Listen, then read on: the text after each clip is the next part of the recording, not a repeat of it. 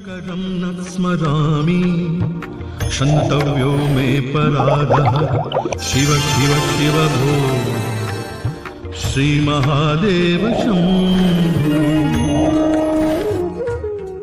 ज्योतिष में आस्था और विश्वास रखने वाले सभी दर्शकों को प्यार भरा नमस्कार। मेरे इस YouTube चैनल ज्योतिष अथय ज्ञान सागर को सब्सक्राइब करें और साथ ही साथ बेल आइकॉन के बटन को प्रेस करें ताकि सभी नोटिफिकेशन आपको मिलती रहें। वीडियो में दी गई जानकारी अगर आपको महत्वपूर्ण और ज्ञानवर्धक लगती है तो इसको शेयर और लाइक करना ना भूलें ताकि आपका प्यार और सपोर्ट इसी तरह से मुझे मिलता रहे। भारत में सनातन धर्म का सबसे बड़ा जो प्रमुख त्यौहार है जिसे हम दिवाली या दीपावली के नाम से जानते हैं, ये 5 दिन का त्यौहार होता है। इस त्यौहार में हम धनतेरस, छोटी दिवाली, काली चौदस, गोवर्धन पूजा या विश्वकर्मा पूजा और लास्ट में आता है भाई दूज। तो ये 5 दिनों का त्यौहार मिलकर के बनता है दीपावली का प्रसिद्ध त्यौहार। इस दिन जो है अगर आप देखेंगे तो इस तिथि को आने के लिए सिर्फ 1 हफ्ता ही बाकी है। भारत में हर साल हर राज्य में दिवाली का त्यौहार अक्टूबर या नवंबर के महीने में आता है। कभी दिवाली पहले आ जाती है, कभी दिवाली नवंबर में आती है। इन दिनों सभी हिंदू अपने अपने तरीके से अपने रस्मों रिवाज से जो है दिवाली के त्यौहार को मनाते हैं। दिवाली के दिन अगर आप देखेंगे तो पश्चिम बंगाल में काली पूजा का बहुत अधिक महत्व होता है और दक्षिण भारत में अगर आप देखेंगे तो दिवाली के दिन जिसको हम नरका चतुर्दशी या नरकासुर दहन के बारे में जानते हैं, क्योंकि श्री कृष्ण भगवान ने नरकासुर का जो था संहार किया था, इसीलिए दिवाली को जो है कई लोग जो है इसका पूजन भी करते हैं। अगर आप देखेंगे कि भारत के बहुत सारे ऐसे शहर हैं जो खासकर हिंदू सनातन धर्म के अनुयायी हैं, वो लोग दिवाली के दिन जो है लक्ष्मी पूजन का विशेष महत्व मानते हैं। हर जगह पर अपने अपने रीति रिवाज से सारी पूजा अर्चना की जाती है। कार्तिक मास की कृष्ण पक्ष की अमावस्या को दीपावली का त्यौहार बहुत ही धूमधाम से मनाया जाता है।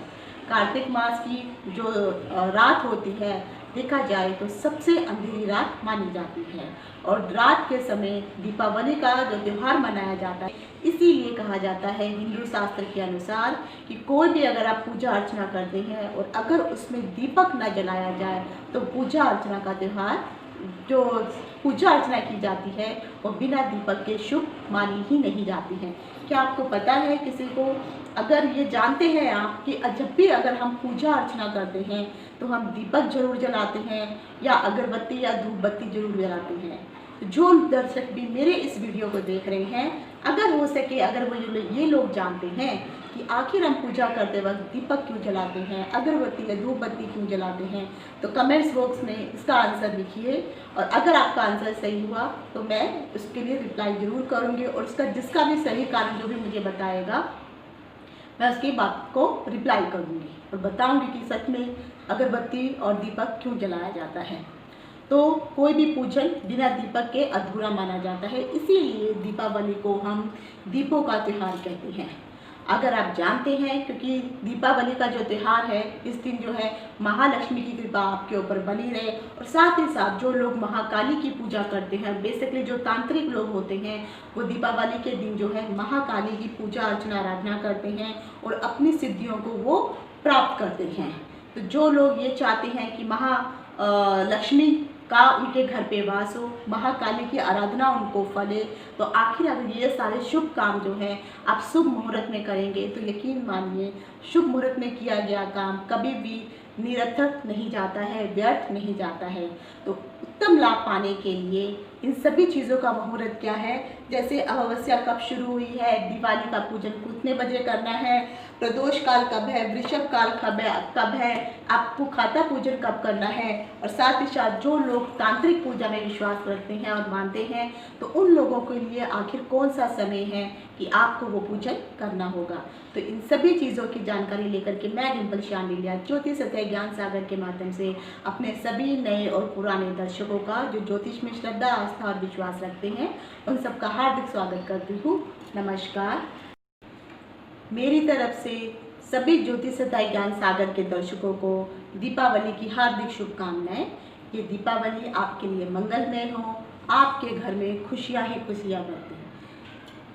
तो चलिए अभी हम शुरू करते हैं। आखिरी दिवाली का जो जो तिथि है, जो समय है, पूजन का जो समय है वो कब कब है।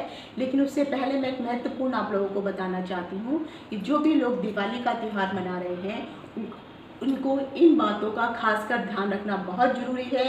नहीं तो आप सभी प्रकार की पूजा अर्चना कर लेंगे, लेकिन अगर आप ये वाले कार्यों को भूल जाएंगे तो फिर वो पूजा अर्चना का जो है आपको फल या फ़ायदा नहीं मिल पाएगा।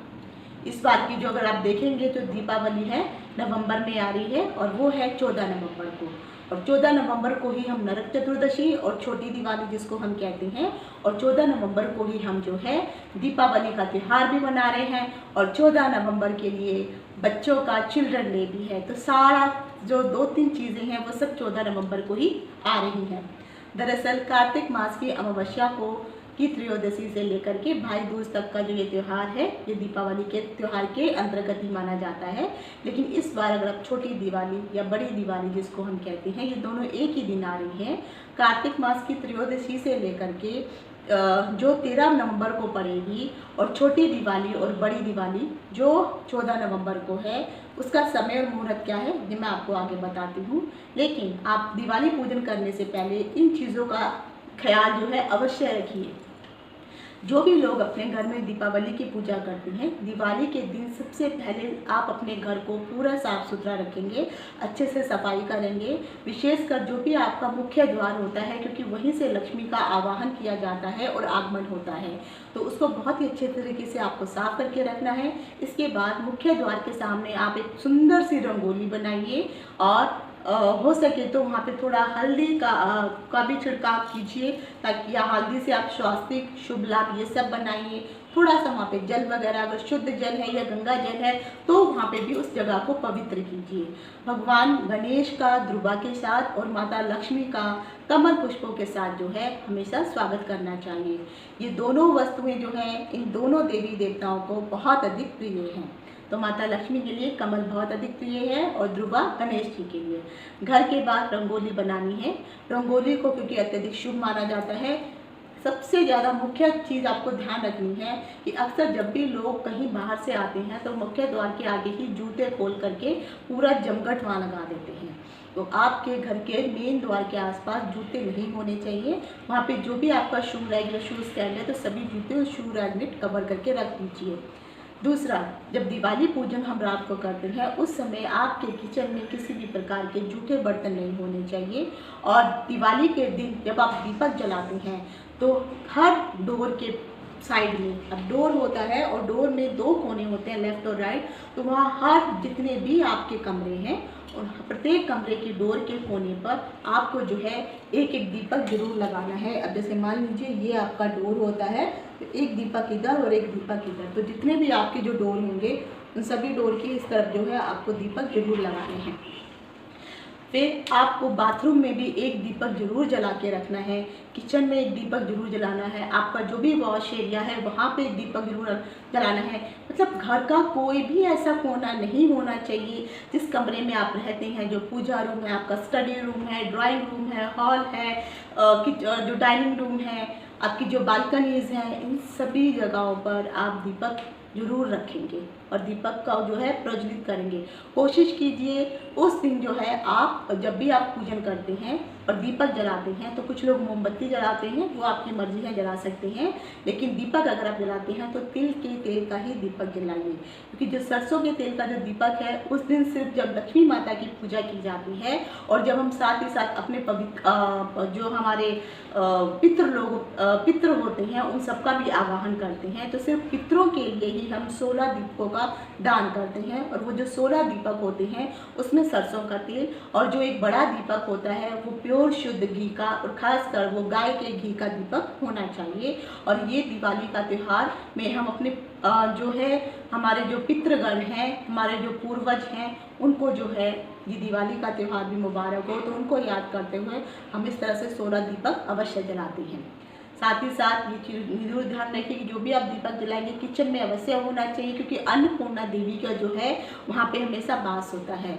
शास्त्रों में और निर्णय सिंधु के अनुसार कहा गया है कि जब भी हम कोई पूजा अर्चना करते हैं उस समय शुभ मुहूर्त का होना बहुत अधिक जरूरी है। शास्त्रों में बताया गया है कि जब भी हम लक्ष्मी का पूजन करते हैं तो उस समय प्रदोष काल होना चाहिए। प्रदोष काल के समय ही हम दीपावली भी मनाते हैं और लक्ष्मी का पूजन जब किया जाता है उस समय स्थिर लगन का होना बहुत अधिक जरूरी है, क्योंकि स्थिर लगन में कोई भी काम किया जाए वो हमेशा स्थिर रहता है, कभी डगमगाता नहीं है। तो अभी अगर आप ये देख रहे हैं तो मैंने यहाँ पे पूरे इसके मुहूर्त लिख के रखे हैं। अगर आप देखेंगे तो जो अमावस्या तिथि की जो शुरुआत हो रही है वो दोपहर को 2:17 पे हो रही है। उस दिन शनिवार का दिन है 14 नवंबर को, और अमावस्या तिथि की जो समापन हो रहा है वो सुबह 10:36 को जो है 15 तारीख को अमावस्या तिथि समाप्त हो जाएगी। और इसी दिन अमावस्या तिथि जिस दिन शुरू हो रही है 2:17 से पहले जो है वो चतुर्दशी तिथि है, जिसे हम काली चौदस के नाम से जानते हैं। तो काली चौदस की जो पूजा है उसके ऊपर का जो वीडियो है तब आपको दीपदान करना है, ऑलरेडी मैं सब बता चुकी हूँ, आप मेरे उस वीडियो में जाके जरूर देख सकते हैं। फिर आ जाता है कि लक्ष्मी जो पूजन जो हो रहा है वो शनिवार के दिन 14 नवंबर को ही हो रहा है। तो लक्ष्मी पूजन का अगर आप शुभ मुहूर्त देखेंगे तो 4:35 से लेकर के 7:24 का जो समय है शाम तक का, इसके बीच में आप कभी भी पूजा की शुरुआत कर सकते हैं। पूजा कभी भी समाप्त हो उसका उससे प्रॉब्लम नहीं है, लेकिन इस पीरियड के बीच में आपको अपनी लक्ष्मी की पूजन जो है शुरू कर देना है। अब आता है प्रदोष काल। जो प्रदोष काल होता है ये सबसे शुभ समय माना जाता है, इसे हम गोधूली का समय भी कहते हैं। और अक्सर मैं जैसे सबको बताती जाती हूँ कि जितने भी गृहस्थ जीवन के जितने भी लोग होते हैं, अगर वो सूरज ढलने से पहले और सूरज ढलने के 20 मिनट बाद और सूरज ढलने से 20 मिनट पहले का जो 40 मिनट का समय होता है, इसी समय को हम प्रदोष काल का समय कहते हैं।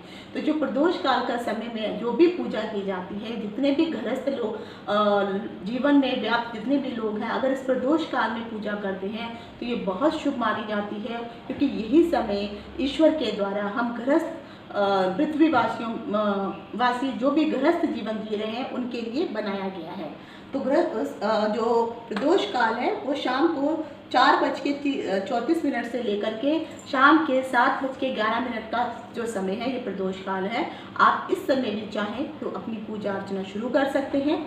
उसके बाद आ जाता है वृषभ काल, जिसको हम वृष लगन भी कहते हैं, क्योंकि ये स्थिर लगन होता है। वृष राशि स्थिर राशि होती है, इसीलिए आपको जो है अगर पूजा करनी है, लक्ष्मी की पूजा करनी है या कुछ और पूजा करना चाहते हैं, कुछ बही खाते, कई लोग जो है बही खातों की पूजा करते हैं, अलग अलग पूजाएं होती हैं, तो आप ये समय पे भी जो है 5:24 से लेकर के 7:24 के बीच का जो समय है, इसके बीच में भी आप इसकी पूजा की शुरुआत कर सकते हैं।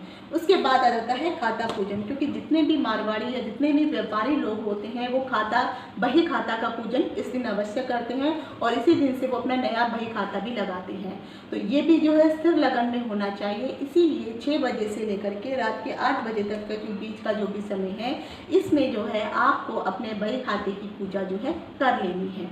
उसके बाद क्योंकि जब भी लक्ष्मी पूजन समाप्त होता है उसी पूजन के वक्त जो है बही खाता पूजन भी किया जाता है, तब भी आप बही खाता भी वहीं पे रख के ओम स्वास्तिक और कुमकुम जो भी डाला जाएगा रख करके या अक्षत डाल करके जो भी आप जिस तरह से पूजन करते हैं बही खाते का पूजन आप कर सकते हैं।